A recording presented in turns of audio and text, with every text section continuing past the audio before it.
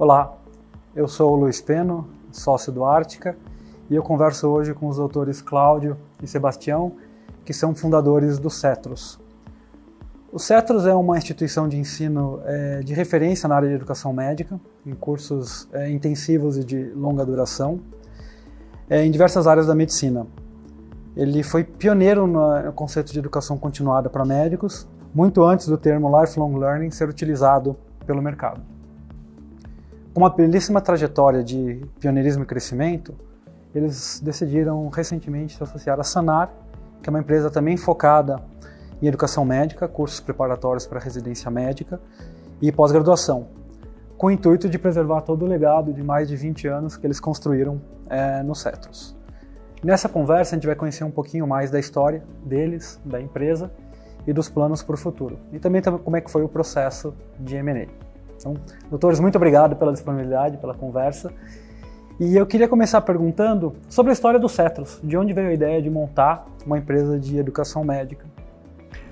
Bom, a história do CETROS começou na década de 90. Nós éramos egressos da residência de ginecologia e obstetrícia da USP de Ribeirão Preto e gostávamos muito de ultrassonografia. E ao longo da residência, nós sentimos que as pessoas gostavam de se aproximar de nós, gostavam da proximidade conosco nos ambulatórios, durante as atividades. E nós percebemos que essa relação de ensino-aprendizagem nos era prazerosa. Então, em 95, nós optamos por abrir uma escola pequena, aqui na Avenida Angélica, com um conjunto comercial. E o objetivo era fazer uma escola diferente do que havia até então. O nosso foco era fazer uma escola que realmente tivesse um comprometimento, um compromisso genuíno com a aprendizagem do aluno. E desde o início, o nosso foco foi o ensino médico. Nós éramos médicos, conhecíamos a população médica, conhecíamos as necessidades do médico.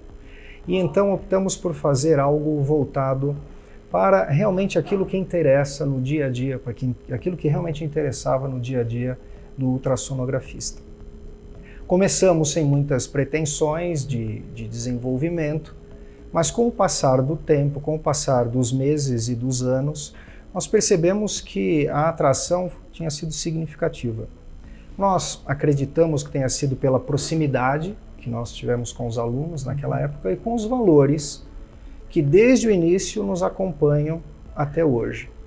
Os valores que nós destacamos e que até hoje nos pautam nessa trajetória incluem, primeiro, um comprometimento, como eu já disse, com o aprendizado do aluno, de tal forma que ele tenha acesso a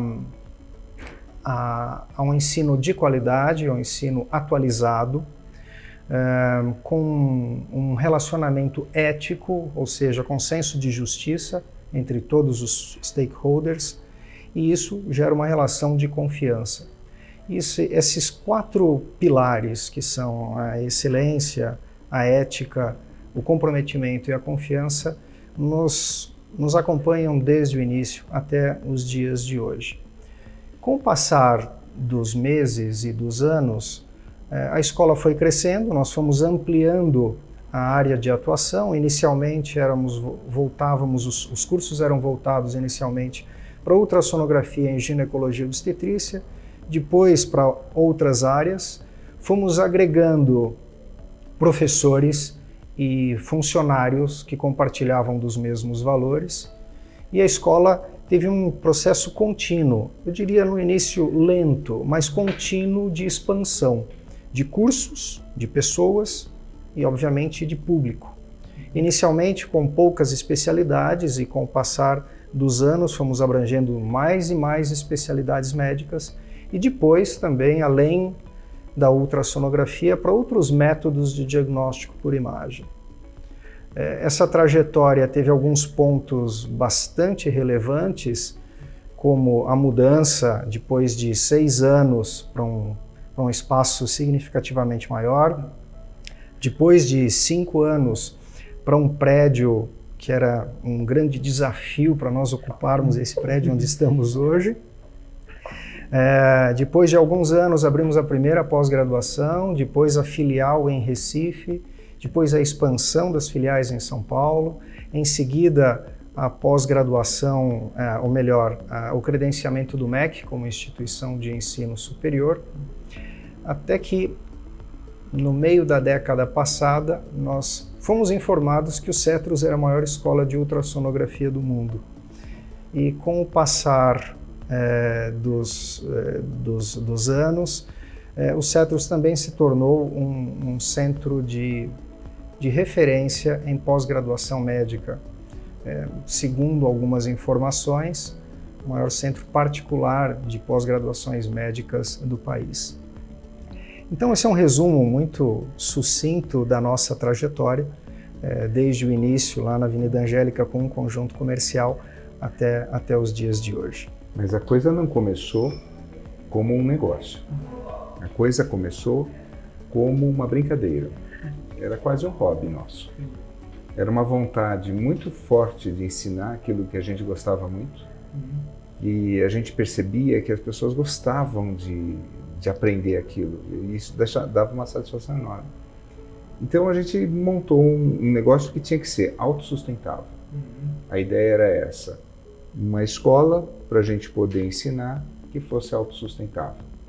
Com esses valores todos que o Cláudio colocou, mas a gente precisa lembrar que naquela época, 1995, o Brasil tinha muito menos recurso que hoje e a ultrassonografia era uma tecnologia emergente, muito cara e que não existia à disposição, por exemplo, nas universidades. Era muito raro bons aparelhos em abundância nas universidades. Então, comparando hoje, eu acredito que seria quase como ensinar inteligência artificial, ou alguma coisa assim bastante moderna para a época. E eu acho que nós estávamos no lugar certo, na hora certa, com a vontade certa, com o intuito correto e acompanhamos toda essa evolução.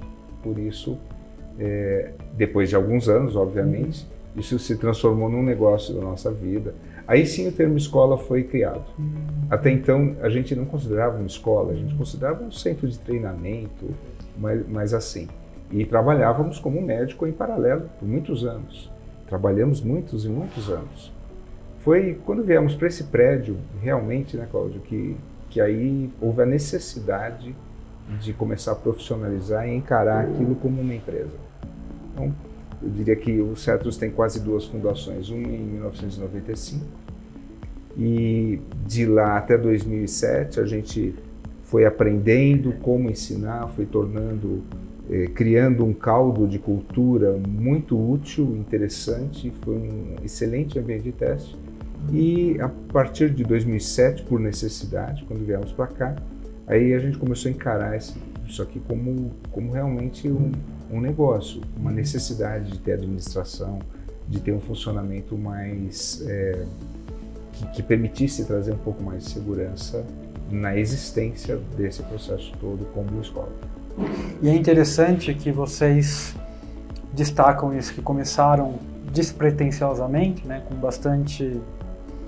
acreditando bastante no que faziam, mas sem grandes pretensões de negócio, que contrasta um pouco com a ideia hoje do jovem que sai da faculdade, já quer montar a startup dele, né, e nem tem experiência de trabalho no mercado e acha que é o caminho a seguir, né? E vocês foram levando, parte empreendendo, parte com a prática profissional e de repente tinha um negócio em mãos, né? Às vezes não é tão planejado e tão previsto. Essa é uma diferença interessante. Hoje o negócio entrou na cabeça do jovem e ele sai pretendendo fazer um negócio.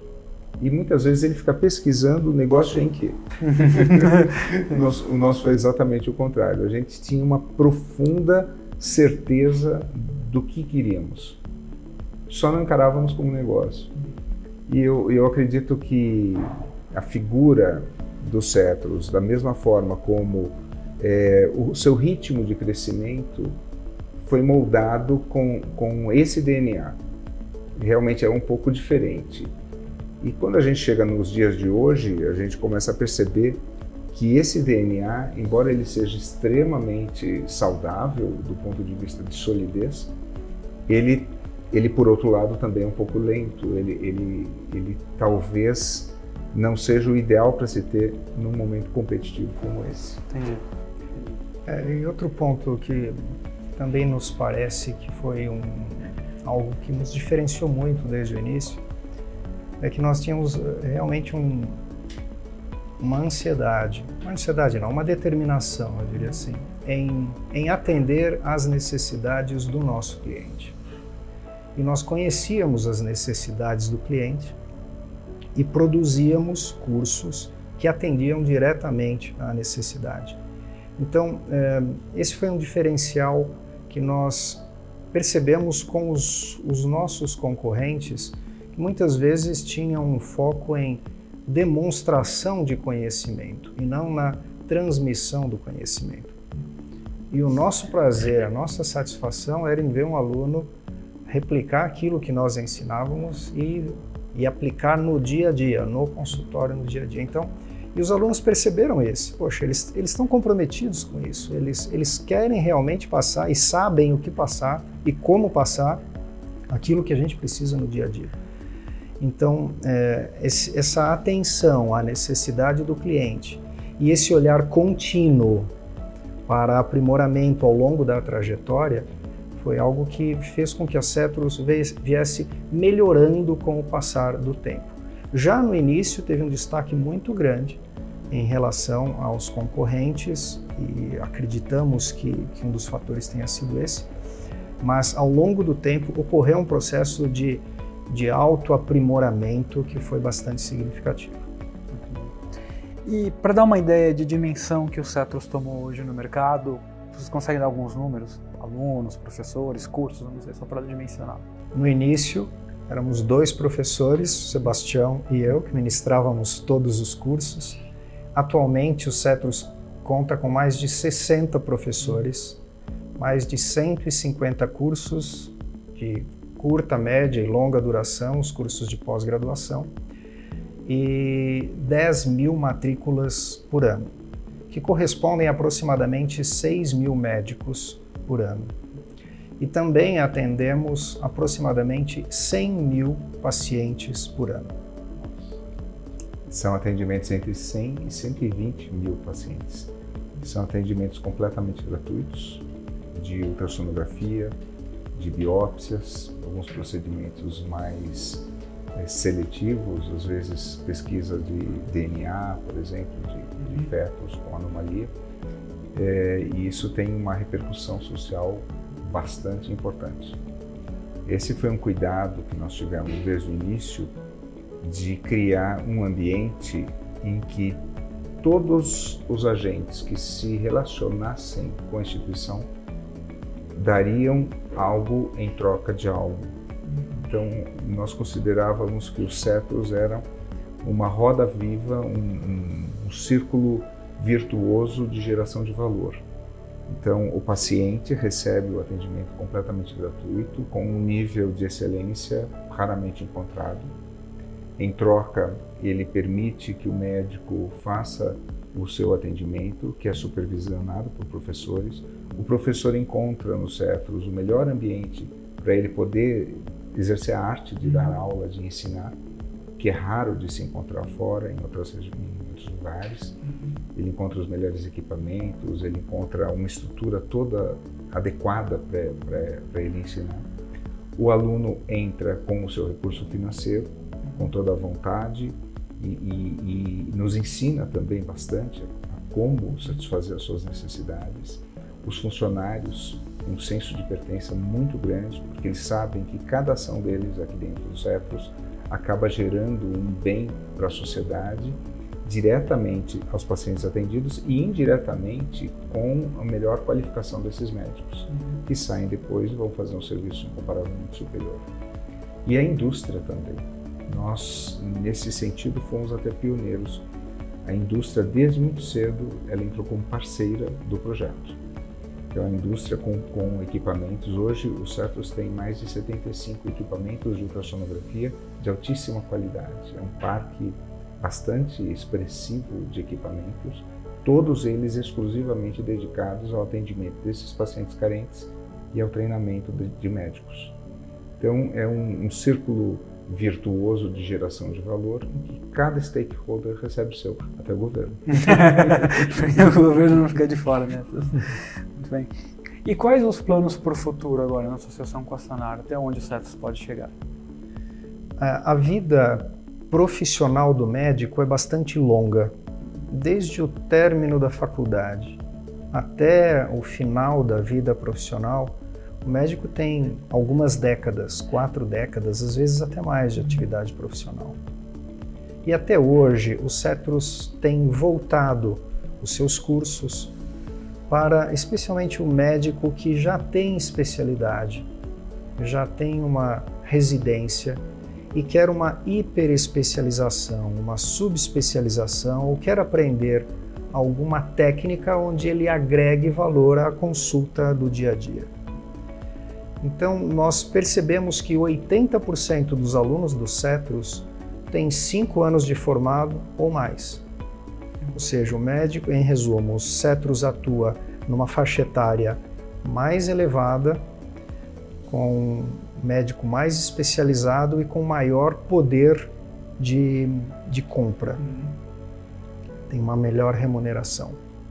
Já a Sanar tem um histórico voltado para o ensino à distância, ensino remoto, e notadamente no médico, voltado para o médico mais jovem, durante a graduação e durante os primeiros anos após a sua formação.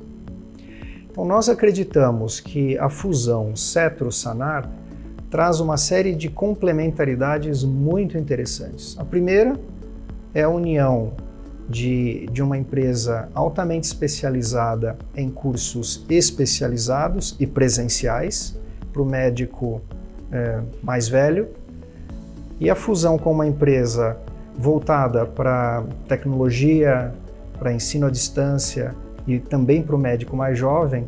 Dessa forma, a fusão das técnicas diferentes de ensino e a abordagem para faixas etárias diferentes, nós vamos conseguir abordar o médico desde o primeiro dia que ele pisa na faculdade, ao longo de toda a graduação, nos primeiros anos após a sua graduação, onde ele ainda não tem especialização, e ao longo do resto da vida já com a especialização. Então, dessa forma, nós temos uma visão temos uma abordagem muito mais abrangente e completa de toda a vida profissional do médico e seu aprendizado.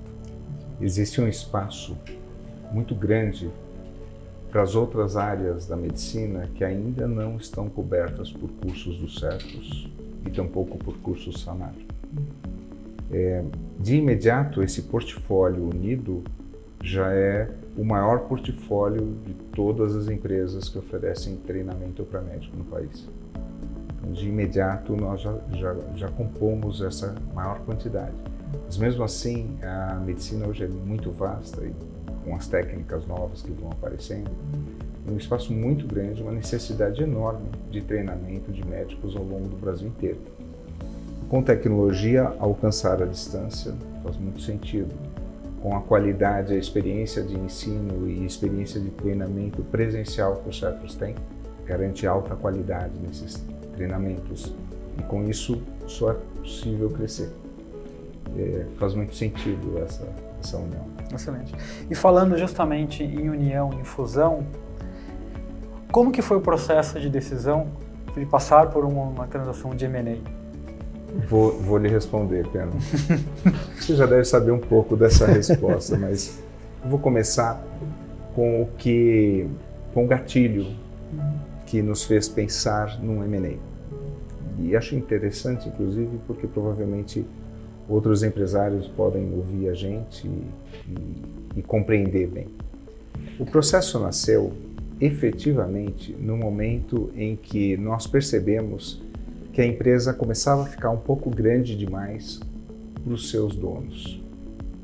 Uma empresa de donos, uma empresa muito a cara minha e do Cláudio, com valores extremamente bem cuidados, o que é excelente, mas a gente percebeu que o ritmo de crescimento começava a ser um pouco comprometido justamente por conta da nossa capacidade de enxergar o novo, da nossa capacidade de sermos quem fomos. Nós somos inovadores, provavelmente nós somos a startup de 1995, muita inovação aconteceu naquela época, e percebemos que o mercado começava a ficar um pouco mais competitivo e o cliente começou a ficar um pouco diferente. Obviamente, os médicos de hoje são os nossos filhos. Você não convive com eles como colegas. E a despeito de todo o aprendizado que nós tínhamos, nós tivemos a percepção de que o Cetros merecia mais do que nós dois. É como um filho que fica adulto e precisa voar sozinho. Então você não pode tutelá-lo a vida toda. Esse foi o gatilho. A partir deste gatilho, nós começamos a estudar como seria o processo, de que maneira isso acontece. Não sabíamos muita coisa. Efetivamente, o processo começou há 10 anos atrás. Ele começou a ser criado 10 anos atrás. Aí começamos a aprender alguns termos importantes, valuation, hobby, hall, e coisas que para nós eram secundárias, porque o nosso foco era a operação, era o cliente médico na sala de aula, esse era o nosso foco. E a partir daí, então, nós fomos direcionando a empresa para que um dia ela pudesse seguir uma sucessão. E esse direcionamento foi uma construção guiada para que, chegando esse dia, isso pudesse acontecer. Nem eu, nem Cláudio temos filhos que seguiram esta área, que pudessem eventualmente auxiliar, né, nessa renovação, né? E o Cetros precisava de uma renovação, de fato. E foi isso que então acendeu a chama de falar, bom, M&A é algo interessante, que pode trazer uma longevidade muito maior para a instituição, um crescimento que conosco talvez ela não tenha. E o momento que agora não é mais o gatilho, vamos dizer assim, agora é o tiro, né? É o momento da explosão, foi o momento em que nós percebemos que a vida é muito finita, a vida termina muito rápido. E a despeito de todo o amor que a gente tem ao negócio, a despeito de toda a vontade de continuar dentro dele o tempo todo, existem demandas pessoais nossas que precisam ser cumpridas antes de que a nossa saúde se esvai. E voltar um pouco mais para a família nesse momento também era uma demanda nossa. Então, outras pessoas ajudando a tocar, eventualmente passar por um papel coadjuvante e não mais ligado à operação, embora seja dolorido, era necessário. E ao longo desse período de maturação que o Sebastião acabou de dizer, e ao longo desse período de maturação para o processo ser concluído recentemente, nós passamos por diversas fases. E uma fase que foi muito impactante e decisiva, uma decisão que nós tomamos há cerca de 4 anos de nos afastarmos progressivamente da operação. O que nos foi muito doloroso a princípio. Nós constituímos um conselho e o conselheiro, um conselheiro independente, nos aconselhou a nos afastarmos da operação. E nós não víamos muito sentido naquilo. Pelo contrário, era o que nós gostávamos de fazer, era onde nós tínhamos prazer em estar em contato com o aluno, com as pessoas no dia a dia. E esse afastamento da operação, unido a um processo de profissionalização da empresa, tornou esse momento possível.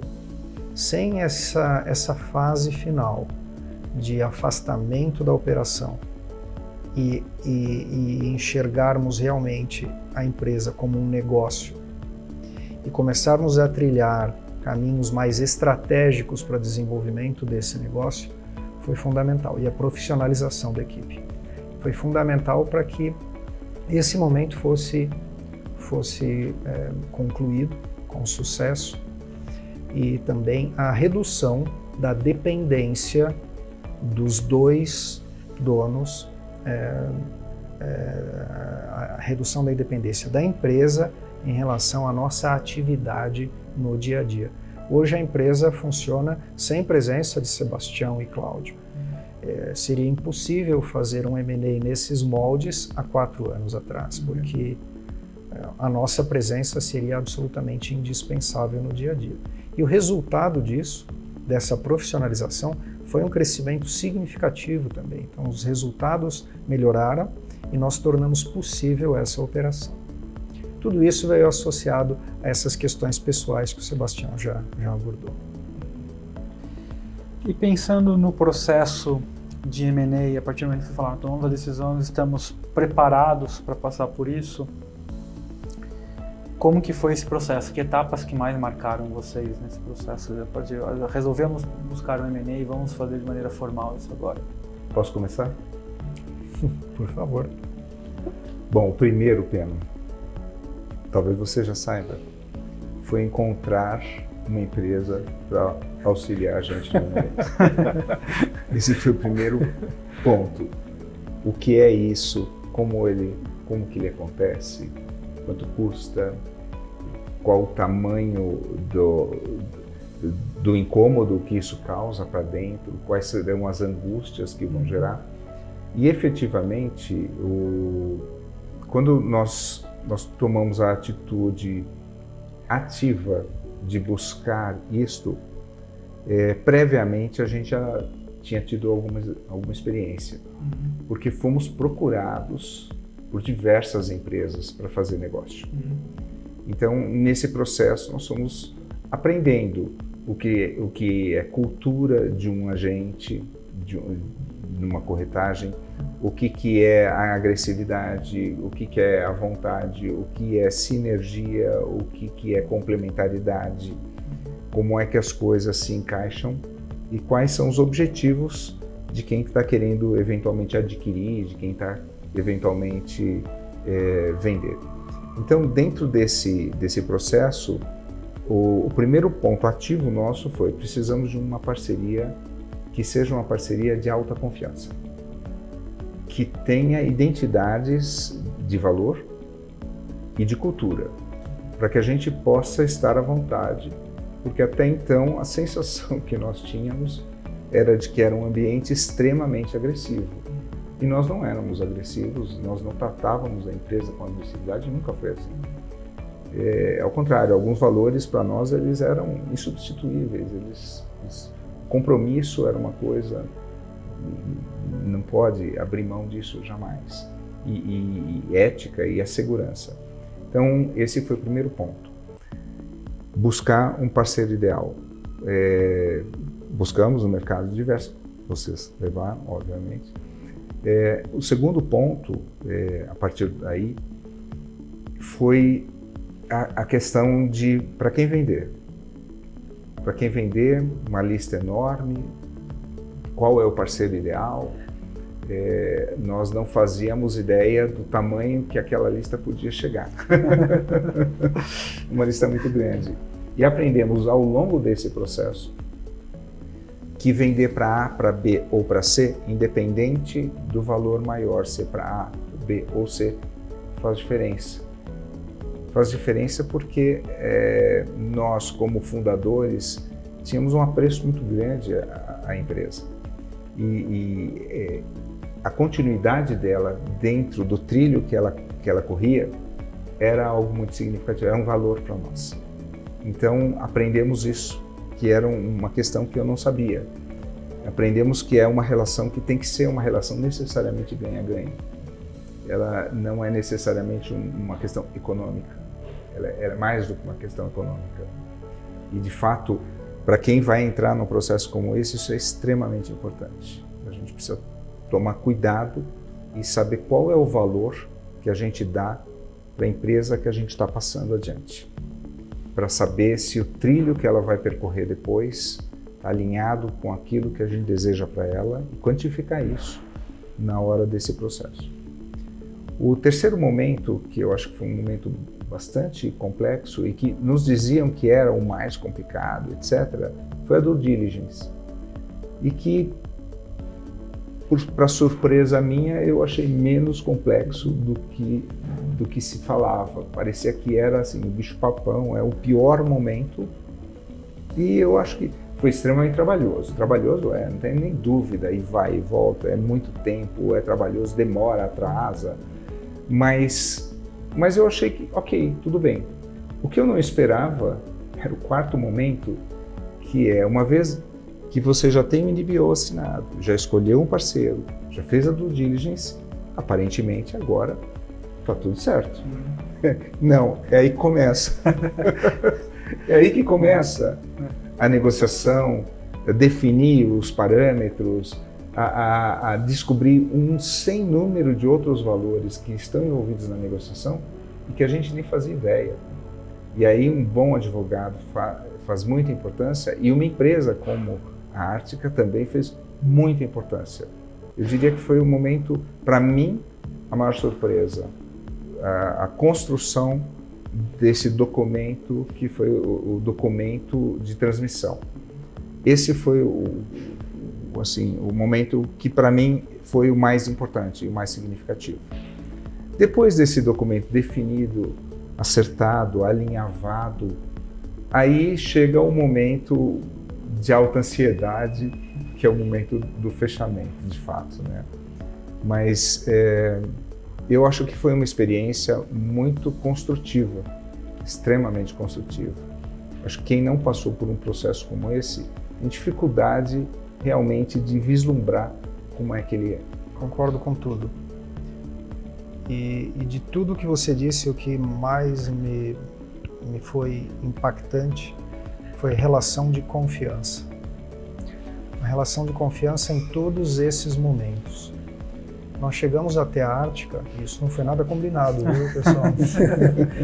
Por indicação de um amigo que já tinha sido assessorado pela Ártica. E isso, olhando agora no retrovisor, fica claro que teve um peso muito relevante na nossa decisão. Sabe? A indicação de alguém que você acredita que está te dando uma informação correta. Ou seja, aí começa a confiança. Meu amigo confiou e teve bons resultados. Bom, essa empresa deve ser diferente. Então, eu me lembro da primeira reunião que o Peno participou, né? E nós sentimos uma identidade de valores. Então, e a confiança decorre da identidade de valores. Então, a forma como você apresentou a empresa, a forma como você disse que vocês gostavam de trabalhar, foi exatamente o que aconteceu ao longo da trajetória.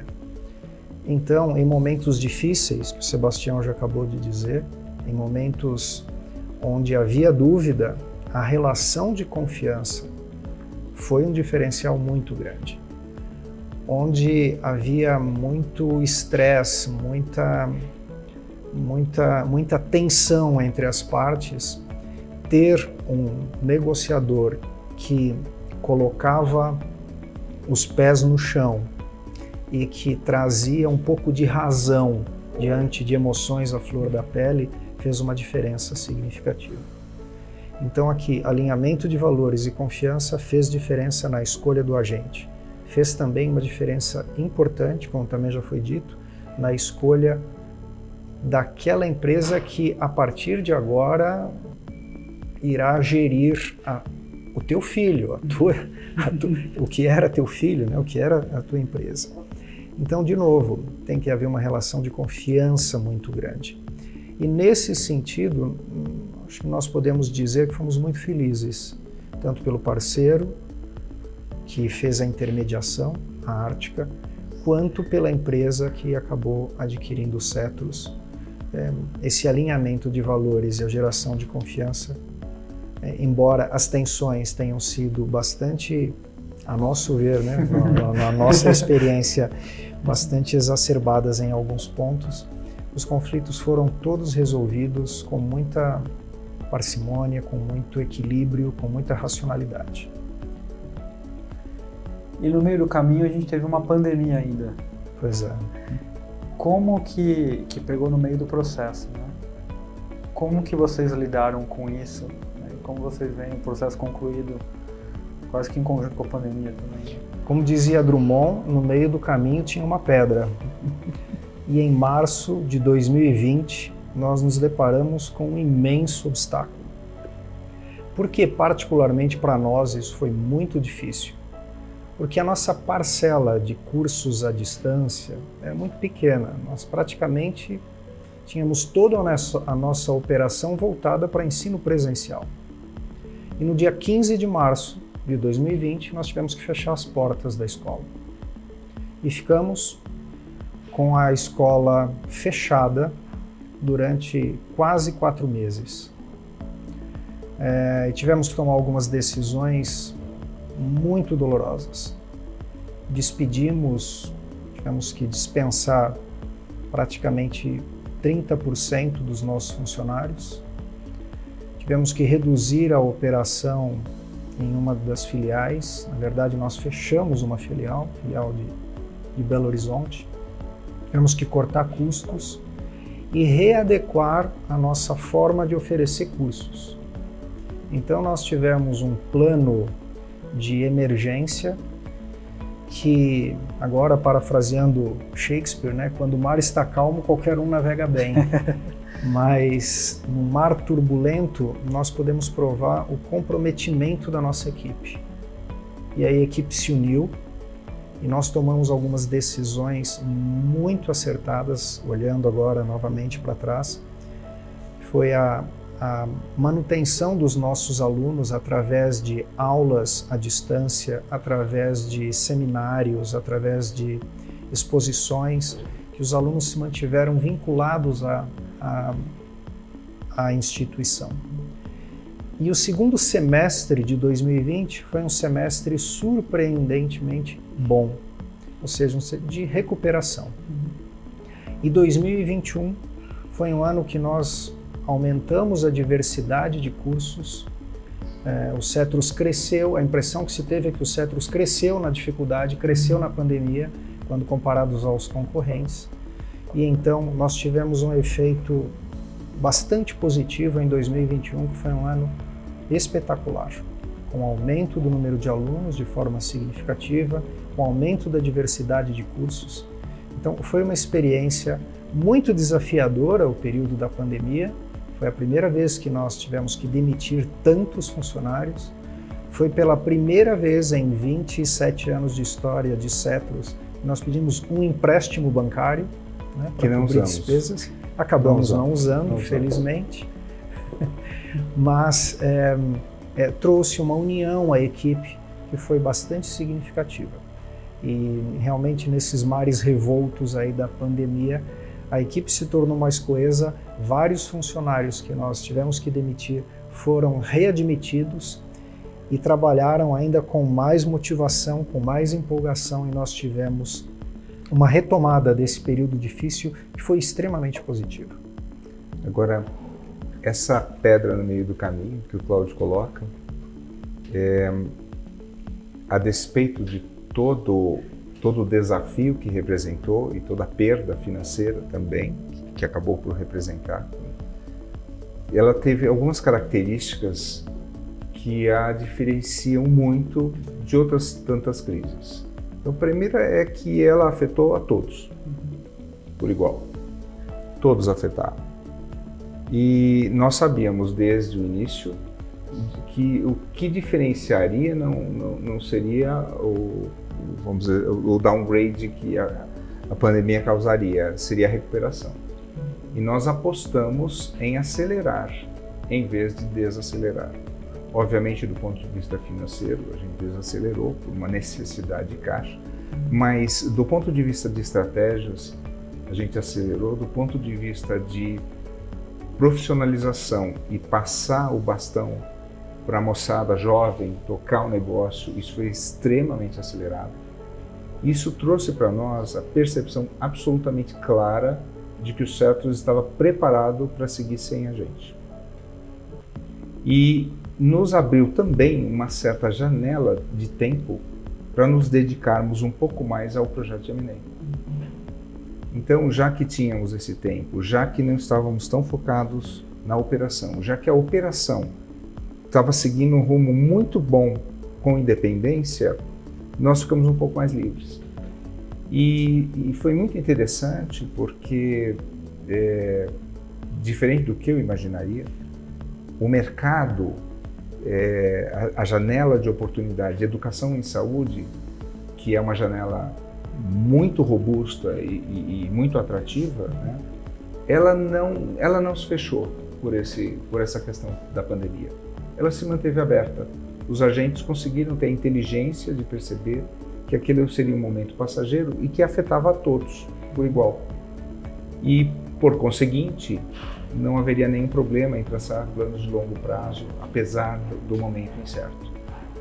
Lógico que isso exigiu, e vocês contribuíram fundamentalmente para esse momento, exigiu a construção de métricas completamente inusuais, para um valuation, para uma medida de desempenho, que, vamos dizer assim, foi pós-fixado, né? Foi um valuation pós-fixado, e que foi bastante criativo, mas muito efetivo e muito justo.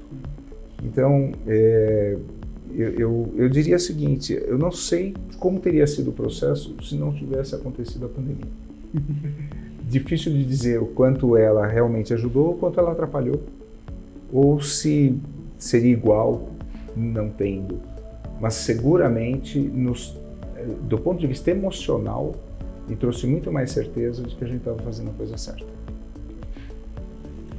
Foi um período de crise que trouxe um desenvolvimento posterior, né? Os períodos de guerra são períodos de intenso desenvolvimento científico, né?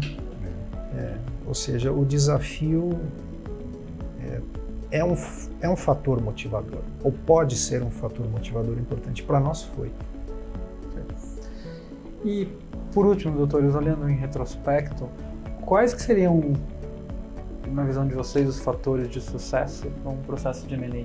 Pensando no empresário que está considerando passar por isso agora, como vocês condensariam os ensinamentos que vocês tiveram desse processo? Excelente a sua pergunta, excelente. Bom, eu diria 5 pontos fundamentais, que nem sempre são possíveis de existir, mas no nosso caso eles foram absolutamente fundamentais e é o que eu sugiro. O primeiro deles é: pense em M&A quando você não está precisando do M&A. Isso é fundamental. Você tem que planejar isso como uma sucessão. Como se estivesse passando por um filho antes da necessidade. Então a primeira dica é não precisar. A segunda dica, passando depois por esse período todo, é não tenha pressa. Não acredite nos prazos, não tenha pressa. Escolha, veja, olhe outra vez. As pressões existem de todos os lados para assinar confidencialidade aqui, sugere um valor ali, parece que vai ser muito bom com esse parceiro. Abra todas as possibilidades, não tenha pressa, estude tudo. A janela de oportunidade, quando o seu ativo é bom, ela não se fecha tão rápido. Dá tempo de você escolher bem, negociar bem. Isso é segundo ponto, não ter pressa. Terceiro ponto, que talvez seja dos mais difíceis, e nesse caso eu e o Cláudio, como sócios, fomos muito competentes, modéstia à parte, que é saber qual é o seu mínimo. Você precisa ter absoluta certeza de quanto é o mínimo que você aceita. A partir daquele ponto você não aceita mais. Não precisa falar para ninguém, não fale para ninguém quanto que é. Nem para eles, não precisa falar para ninguém, mas você tem que saber o quanto é o seu mínimo e tem que ser disciplinado quanto a essa questão. Então, esse foi um acordo tácito que nós fizemos de ter uma percepção clara do quanto seria o mínimo aceitável pela nossa construção. Então, terceiro é saber conhecer o seu mínimo. O quarto e o quinto último seriam ter um plano B caso aquele parceiro ideal não dê certo e desencaminhe até o último momento da assinatura. Então, se for possível que tenha mais de um interessado e manter um bom relacionamento e ter um plano B para um segundo ou um terceiro, eu acho fundamental. E o último é ter um plano B construído, mantido e atuante para não vender, caso não dê certo. Porque o remorso de perder o negócio, ele aumenta se eu não tiver um bom plano B de continuidade. E quando eu tenho um bom plano, não sei o B, aí é o C, mas se eu teria o plano C de continuidade, eu não cedo as pressões que podem vir e que possam ser injustas. Então, poder continuar com a empresa tocando, sem embarrigar, sem deixar ela afundar, manter a todo vapor, mesmo que isso custe algum recurso financeiro, eu acho que é extremamente importante para a gente poder ter a tranquilidade de esperar e construir o melhor caminho. Então, são esses os 5 pontos que, na minha visão, são os que eu recomendaria. Concordo totalmente com o que o Sebastião acabou de dizer. Foi exatamente isso que nós vivenciamos, tá? Então não é nenhuma teoria tirada de nenhuma abstração, foi exatamente o que nós vivemos aqui. Nós não precisávamos vender a empresa vinha vindo bem, nós sempre soubemos do valor da empresa e sempre tratamos de trabalhar para que a empresa não perdesse valor, mas agregasse valor. Nos preparamos para o M&A. Durante todas as fases do M&A, nós tínhamos em mente que se não desse certo com um parceiro, tínhamos um segundo, se não desse certo com o segundo ou com o terceiro, nós iríamos tocar o negócio. E nós levamos isso a cabo até os últimos dias antes da assinatura do M&A. Nós investimos num prédio novo e fizemos 4 andares que vão ser inaugurados agora, dias depois do signing.